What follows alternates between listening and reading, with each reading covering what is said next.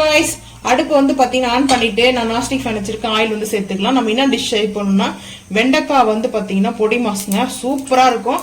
So oil வந்து சேர்த்துட்டு வெண்டைக்காய் வந்து பாத்தீங்கன்னா வாஷ் பண்ணி நான் இந்த மாதிரி சைட்ல வந்து கட் பண்ணி வச்சிருக்கேன். ஸோ இது வந்து நம்மள ஆயில வந்து பாத்தீங்கன்னா வதக்கணும். ஆயில வதக்கிட்டு நம்ம ரைஸோட மிக்ஸ் பண்ணி கிட்ஸு கூட கொடுக்கலாங்க. குழந்தைங்களுக்கு வந்து லஞ்சுக்கு வந்து கொடுத்து பாருங்க. ஸோ இதுக்கு மசாலா தனியாக பர்சனலாக நம்ம இப்போ ஃப்ரெஷ்ஷாக வந்து அரைச்சி தாங்க சேர்க்கணும். இது வந்து மசாலா வந்து ஸ்டோரேஜ் பண்ணி வைக்க முடியாது. ஸோ நல்லா ஆயிலில் வந்து வதங்கணும். வதங்கும் போதே வந்து பார்த்தீங்கன்னா சால்ட்டு சேர்த்துக்குங்க. கல்லுப்பு சேர்க்க வேண்டாம். வீக்லி ஒன்ஸாவது வந்து செஞ்சு கொடுங்க. வெண்டைக்காய் வந்து பார்த்தீங்கன்னா குழந்தைங்களுக்கு வந்து ஞாபக சக்தி அதிகமாக இருக்கும். குழந்தைங்களுக்கு இல்லை பெரியவங்களுக்கு கூட சரிங்க. ஞாபகம் வந்து கம்மியாக இருக்குன்னா வெண்டைக்காய் தான் சாப்பிட சொல்லுவாங்க. இப்பத்துலேருந்து இல்லைங்க, முன்னோரு காலத்துலேருந்து வெண்டைக்காய் தான் சஜெஸ்ட் பண்ணுவாங்க ஞாபக சக்திக்கு வந்து சாப்பிட சொல்லி. ஸோ நான் ஆயிலில் நல்லா வந்து ஃப்ரை பண்ணி எடுத்துக்கிறேன். ஃப்ரை பண்ணி எடுக்கிறத விட நம்ம ஆயிலில் போட்டு ஃப்ரை பண்ணி கூட எடுத்துக்கலாம். நான் வந்து ஆயிலில் இது வதக்கி எடுத்துக்கிறேன். ஸோ இப்போது வதங்கட்டுங்க, நல்லா வதங்கட்டும். அதுக்கப்புறம் நம்ம இப்போ மசாலா ரெடி பண்ணிக்கலாங்க. ரொம்ப சிம்பிள் தான். இதுக்கு வந்து தக்காளி வெங்காயம்லாம் நம்ம ஆட் பண்ணவே வேண்டாம். இந்த மசாலா ஒன்று இருந்தால் போதுங்க. இந்த ரைஸ் சூப்பராக இருக்கும். ரைஸ் போட்டு மிக்ஸ் பண்ணி லஞ்சு கொடுத்து பாருங்கள். கிட்ஸு வந்து பார்த்தீங்கன்னா பேலன்ஸே இல்லாமல் சாப்பிட்டு வருவாங்க. ஸோ இப்போ நல்லா வதங்கிட்டு இருக்குது பாருங்கள். வதங்கணும், நல்லா வதங்கினா தான் ஆயிலெல்லாம் போட்டு நம்ம பொரிச்சு எடுத்துடலாம். ஸோ ஆயில் அவ்வளோ வேஸ்டேஜ் பண்ண வேணாம். இதுலேருந்து பார்த்தீங்கன்னா ஒரு ஜல் மாதிரி ஃபார்ம் ஆகுங்க. ஆயிலே வந்து கெட்டு போயிடும். அது அதுக்கப்புறம் நம்ம யூஸ் பண்ண முடியாது. அந்த ஆயிலை தூக்கி தான் ஊற்றணும். ஸோ அதனாலே மெயினாக ஆயிலை வந்து பார்த்திங்கன்னா நம்ம சர்வ் பண்ணுற மாதிரி இருக்கும். இந்த மாதிரி வந்து கொஞ்சமாக தேவையான அளவுக்கு ஆயிலை வந்து சேர்த்து பொரிச்சுக்குங்க. இதாங்க பெஸ்ட்டு. நம்ம பொரிச்சு எண்ணெயை வந்து 1/2 லிட்டர் எண்ணெய் ஊற்றி பொரிச்சு எடுத்தோம்னா அந்த எண்ணெயே வந்து மாறிடும் ஜல் மாதிரி. ஸோ அதுக்காக தான் நான் இந்த போட்டு செஞ்சுருக்கேன். இப்போ நம்ம இதை வேறு அடுப்புக்கு மாற்றிக்கிறேன். இப்போ அடுப்பு ஆன் பண்ணிவிட்டு நாஸ்டிக் ஃபேன் வச்சுருக்கேங்க. இது வெண்டைக்காய்க்காக வந்து மசாலா வந்து நான் செஞ்சுட்ருக்கேன். இது வெண்டைக்காய் கூட்டு இதெல்லாம் நம்ம வந்து செய்யலாம். ஆனால் இந்த மசாலா ஸ்டோரேஜ் பண்ண முடியாது. அடுப்பு ஆன் பண்ணிட்டு ஹீட் ஆகிடுச்சிங்களா, நாஸ்டிக் ஃபேன் ஹீட் ஆகிடுச்சு. ஆயில் வந்து சேர்த்துக்கிறேன். ஆயில் எதுக்காக சேர்த்துக்கிறேன்னா பொரிச்சு எடுக்கிறதுக்காக நான் சேர்க்குறேன். ஸோ பொரிக்கிறதுக்கு என்னென்ன நம்ம வச்சுருக்கிறோம்னு பார்த்தீங்கன்னா ஃபஸ்ட்டு பூண்டு, அதுக்கப்புறம் காஞ்ச மிளகாய், தனியா, இது வந்து கொரியாண்டரோட சீட்ஸ் சேர்த்துருக்கேன். ஸோ அதுக்கப்புறம் வந்து பார்த்தீங்கன்னா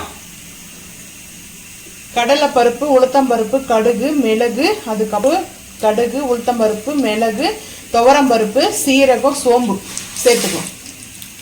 சேர்த்துட்டு நல்லா இந்த மசாலாவை வந்து பார்த்தீங்கன்னா சூப்பராக பர்ஃபெக்டாக வந்து நம்ம இது வந்து ஆயில் ஷார்ட்டேஜ் தாங்க இந்த மசாலா. அதனால தான் நம்ம ஸ்டோரேஜ் பண்ண முடியாது. ஃப்ரிட்ஜில் ஒன்றா ஸ்டோரேஜ் பண்ணிங்க நார்மல் டெம்பரேச்சரில். பட் இது பண்ண முடியாது நம்ம. ஸோ அதுதான் ரீசன். கூட்டுக்கெல்லாம் சேர்த்து பாருங்கள், அவ்வளோ அருமையாக இருக்குங்க, அட்டகாசமாக இருக்கும். ஸோ இது வந்து மசாலா சேர்த்தாவே அந்த கூட்டாக இருக்கட்டும். நான் வந்து வெண்டைக்காவுக்கும் இப்போவே யூஸ் பண்ணிடுவேன். அதுக்காக தான் நான் மெஷர்மெண்ட்டு கரெக்டாக எடுத்திருக்கேன். வெண்டைக்காய் பொரியலுக்கும் ஸோ அதுக்கப்புறம் வந்து பார்த்தீங்கன்னா வாழைத்தண்டு கூட்டுக்கும் இது ரெண்டுத்துக்கு தான் நம்ம வந்து பார்த்தீங்கன்னா ஆட் பண்ண போகிறோம். ஸோ அதுக்காக தான் நல்லா ரோஸ்ட் பண்ணிக்கலாம். ரோஸ்ட் பண்ணிவிட்டு பார்க்கலாம் வாங்க. ரோஸ்ட் ஆகிடுச்சிங்க நம்மளுக்கு.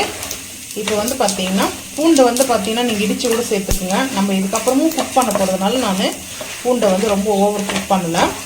ஸோ இப்போ நம்ம சேர்த்துருக்கிற அந்த பருப்புலாம் வந்து பார்த்தீங்கன்னா ட்ரை ரோஸ்ட் ஆகிடுச்சு. நல்லா ரோஸ்ட் ஆகிடுச்சு ஆயிலில். இப்போ நல்லா இதை ஆற வச்சிடலாங்க. ஆற வச்சுட்டு அடுப்பு ஆஃப் பண்ணிடுச்சு. அடுப்பு ஆஃப் பண்ணிட்டு ஆற வச்சுட்டு மிக்ஸி ஜாருக்கு சேர்த்து நல்லா கொரன்னு அரைச்சிட்டு எடுத்துகிட்டு வந்துடலாம். இது அப்படி தான் வரும், ஃபைன் பவுடர் பேஸ்டெல்லாம் வராது. வேணால் நம்ம தண்ணி ஊற்றி கிரேவி கூட பண்ணிக்கலாம். நான் வந்து பார்த்தீங்கன்னா கொரன்னு அரைச்சி எடுத்துகிறப்போம். ஸோ இது நல்லா ஆறட்டும். மிக்ஸி ஜாருக்கு வந்து நான் சேர்த்துக்கிறேங்க. ஆறிடுச்சுங்க. சேர்த்துட்டு இப்போ நம்ம அரைச்சிட்டு வந்துட்டு பார்க்கலாம் வாங்க. பாருங்க இந்த மாதிரி கொரன்னு தாங்க இருக்கும். கொரன்னு நம்ம அரைச்சிட்டு வந்துட்டோம்னா இப்போ சேர்த்துக்கலாம். சூடாக இருக்குது ஜாரு. இப்போது நான் வந்து சேர்த்துக்கிறேன். கொரன்னா நம்ம வந்து மிக்ஸ் பண்ணிக்கணும்.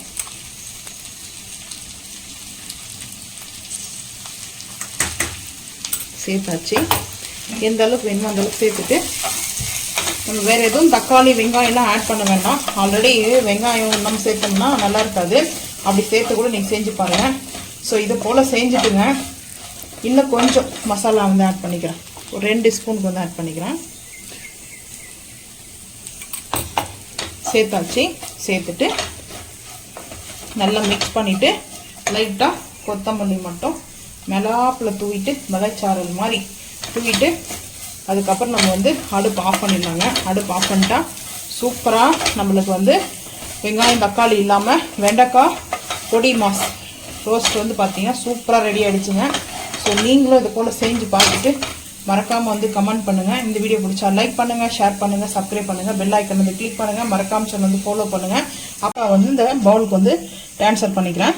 இந்த மசாலா வந்து செஞ்சுட்டு இந்த வெண்டைக்காய் மசாலா செஞ்சுட்டு நீங்கள் செஞ்சு பார்த்துட்டு ரைஸ் வந்து குக் பண்ணி மிக்ஸ் பண்ணி பாருங்கள். நம்ம ஃப்ரைட் ரைஸ் மாதிரி. ஸோ இந்த வெண்டைக்காய் ரைஸ் வந்து பார்த்தீங்கன்னா அவ்வளோ டேஸ்ட் அருமையாக இருக்குங்க. ஸோ கிட்ஸுக்கு ரொம்ப விரும்பி சாப்பிடுவாங்க. இது போல் செஞ்சு கொடுத்தா மறக்காமல் நீங்களும் இதே போல் செஞ்சு கொடுத்துட்டு மறக்காமல் வந்து கமெண்ட் பண்ணுங்கள் டேஸ்ட் எப்படி இருக்குன்னு சொல்லிட்டு. தேங்க்யூ.